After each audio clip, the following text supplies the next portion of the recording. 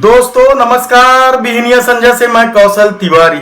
संसद में कल जब राज्यसभा सदस्य श्रीमती छाया वर्मा 60 लाख आदिवासियों के पेट से जुड़े सवालों पर चर्चा कर रही थी, केंद्र सरकार की नीति पर सवाल उठा रही थी, ठीक शायद वही वक्त रहा होगा जब छत्तीसगढ़ के नारायणपुर के कलेक्टोरेट में आदिवासियों की पीठ पर छत्तीसगढ़ की पुलिस वार कर रही थी। है ना, राजनीति के ये अपने तरीके हैं, अपने खेल हैं। छाया वर्मा के सवाल गलत नहीं थे। छत्तीसगढ़ जब राज्य बना तो मात्रात्मक त्रुटि को लेकर कितने ही आदिवासियों को आरक्षण के लाभ से वंचित कर दिया गया। वे लगातार अपने आदिवासी होने का प्रमाण शासन से मांग रहे हैं, उनका शोषण हो रहा है और उन्हें सामान्य वर्ग में ढकेल कर आरक्षण के लाभ से न केवल वंचित किया गया बल्कि उनकी जमीन भी माफियाओं ने हथिया ली।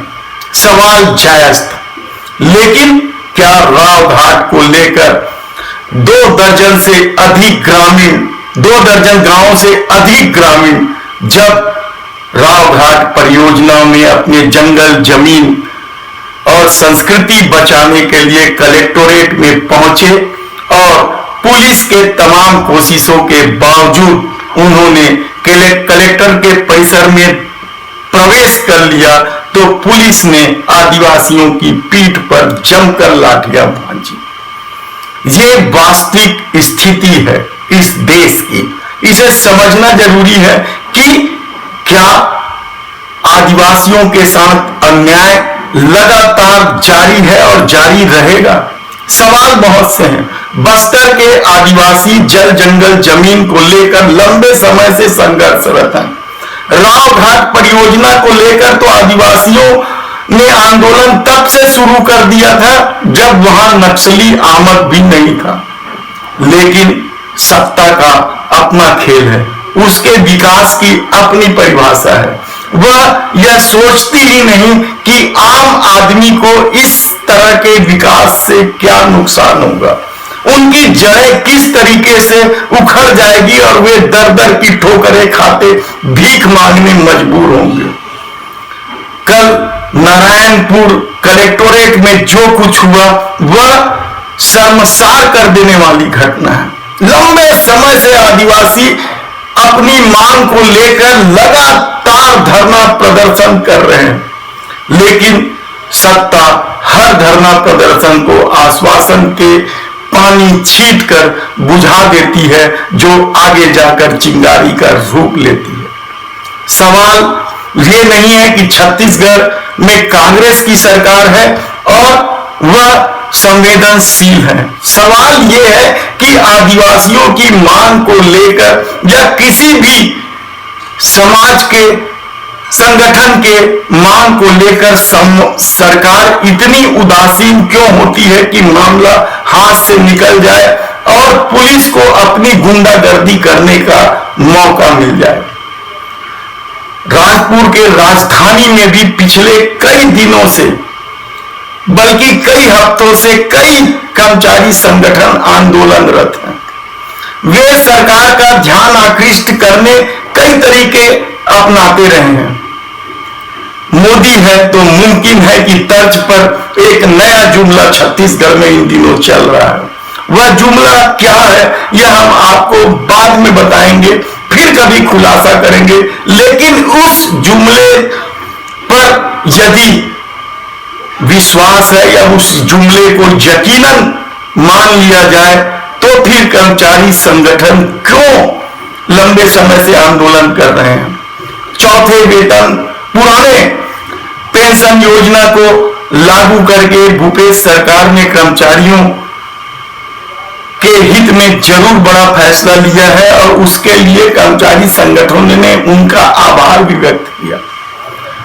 10 दिनों के आंदोलन के बाद स्वास्थ्य संयोजक की मांगे पूरी करने के आश्वासन पर स्वास्थ्य संयोजकों ने भी अपने आंदोलन स्थगित किया, खत्म नहीं किया। उनका कहना है कि एक समय सीमा निर्धारित की गई है और यदि उस समय सीमा के भीतर उनकी मांगें पूरी नहीं हुई तो एक बार फिर वे सड़कों पर आएंगे। संविदा बिजली कर्मचारी तो कल भीख मांग रहे थे, उनकी पीड़ा कोई सुनने को तैयार नहीं है। शासन का कोई प्रतिनिधि मंडल उनसे बात करने को तैयार नहीं है, जबकि छत्तीसगढ़ में संविदा बिजली कर्मचारियों के आंदोलन की वजह से बिजली की संकट आम लोगों को भुगतना पड़ रहा है। शिकायतें लंबी हैं, काम करने के लिए कर्मचारी नहीं है, आम आदमी इस भीषण गर्मी में परेशान है, लेकिन सत्ता का ध्यान खैरागढ़ चुनाव पर है। वह उसे जिला बनाएगा और चुनाव जीत जाएगा यकीनन, क्योंकि ज्यादातर उपचुनाव के रिजल्ट सत्ता के पक्ष में आते हैं। लेकिन क्या बिजली कर्मचारी यूं ही इस भीषण गर्मी में बैठे रहे और एक आम उपभोक्ता जो बाजी भरदार है, जिसका इस भीषण गर्मी में पंखे, कूलर, एसी के भरोसे जो लोग अपना समय काटते हैं, वे क्या करें? छोटी छोटी समस्याएं हैं, लेकिन सरकार का इस तरफ ध्यान नहीं है। कई क्षेत्रों में लंबे समय तक बिजली गुल है। कुछ क्षेत्रों की हालत बेहद खराब है। यदि गांव में बिजली गुल हो जाती है, ट्रांसफार्मर में किसी तरीके की त्रुटि हो जाती है, तो एक एक दिन, दो दो दिन, तीन तीन दिन लग जा रहे हैं। लेकिन सत्ता को संविदा बिजली कर्मचारियों की फिक्र नहीं है और उनके अपने कर्मचारी, नियमित कर्मचारियों के सामने काम का बोझ लगातार बढ़ता जा रहा है। असुरक्षा का एक अलग पैमाना है। कितने ही संविदा बिजली कर्मचारी असुरक्षा की वजह से बढ़ गए, जल गए, तारों में झुलस गए, बिजली में झुलस गए। लेकिन सत्ता का अपना खेल है, पावर कंपनी अपने तरीके से इस खेल को खेल रही है और संविदा बिजली कर्मचारी कभी अर्धनग्न प्रदर्शन कर रहे हैं, कभी कफन ओढ़कर प्रदर्शन कर रहे हैं, तो कभी भीख मांग कर प्रदर्शन कर रहे हैं। वन कर्मियों का आंदोलन भी लगातार जारी है।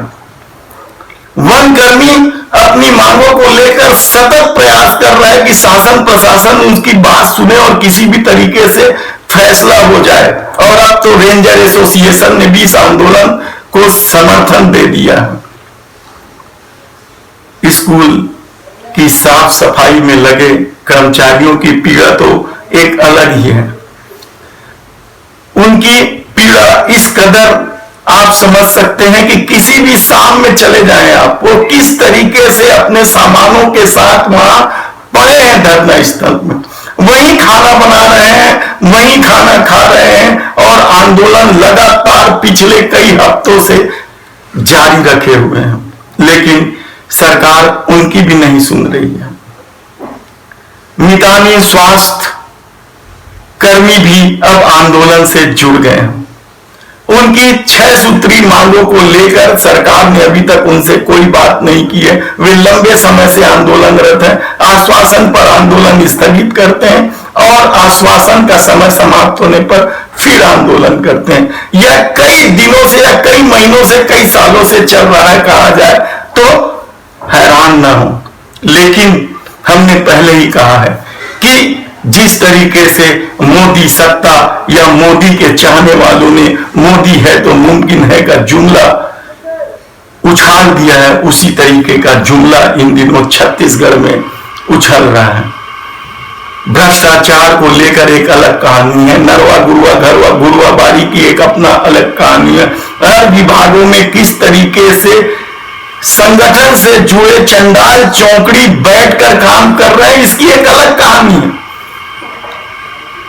करे सत्ता आजकल व्यवसाय बन चुका है और व्यवसाय के लिए राजनीतिक दल लाखों करोड़ों रुपए खर्चा करते हैं, तो चंडाल चौकड़ी हर जगह बैठ रहा है। ये हैरान होने की बात नहीं है, लेकिन हैरान तो तब होनी चाहिए जब वाजिब मांगों को लेकर लोगों को सड़कों में नाक रगड़ना पड़े, भीख मांगना पड़े। क्या सत्ता इसी तरीके की होती है? क्या सत्ता का यही चरित्र है? धन्यवाद।